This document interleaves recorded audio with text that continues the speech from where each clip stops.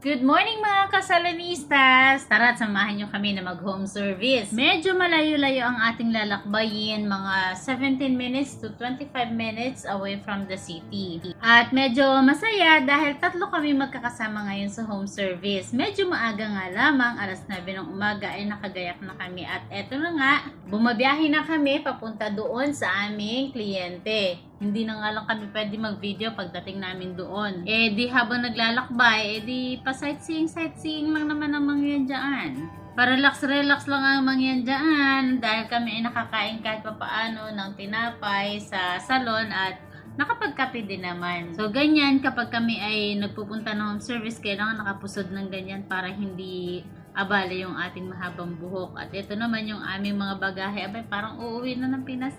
Laging ganyan po ang eksena kapag ka mag-home service. Yung home service naman namin ay hindi madalas kapag ka talagang kailangan lamang napuntahan ng kliyente. Kailangan lang na tapusin ni Devia yung kanyang face yoga at pagkatapos nun ay siya na ang babalik dito sa salon at kami naman ni Joyce ang magtatapos ng lahat ng mga services na inavail ng aming kliyente. Hatid sunduri naman kami dyan ng aming madam at ng aming boss. Magpapamasahe nga yung aming kliyente at magpapamanicure and pedicure na din. Hindi naman halatang inaantok pa ang inyong salonistang mangyan. Ano ba muntik pang mauntog. Halos sumabot din kami dyan ng 4 na oras hanggang 5 oras at pagkatapos naman yan ay sinunod na namin itong isang kliyente dito sa Rim Island at nagpaalam nga din kami kung pwede kaming kumuha ng video mula dito sa taas. Nasa 54th floor kasi kami kaya talaga namang amazed kami. Pero this time si Joyce lang ang kasama ko dito sa Rim Island. Gusto ko talaga siyang kasama kasi napakasaya niyang kasama. Akalain mo yun kahit kami sobrang pagod na,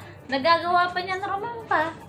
Sino magsasabi na mapagod niyang rampadorang yan? Ay sadyang nakakatuwa talaga siyang kasama kasi hindi ka mapapagod. Mahahawa ka kasi sa kanya. Super good vibes kasama.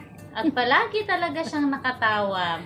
Si Joyce nga pala ay taga Nigeria. Mabait, masaya, at masipag talaga siyang kasama. Palagi nakaalalay sa'yo sa lahat ng gagawin ninyo. Paano? Yan lang for today's video. Maraming salamat hanggang sa muli and God bless us all. Thank you for watching!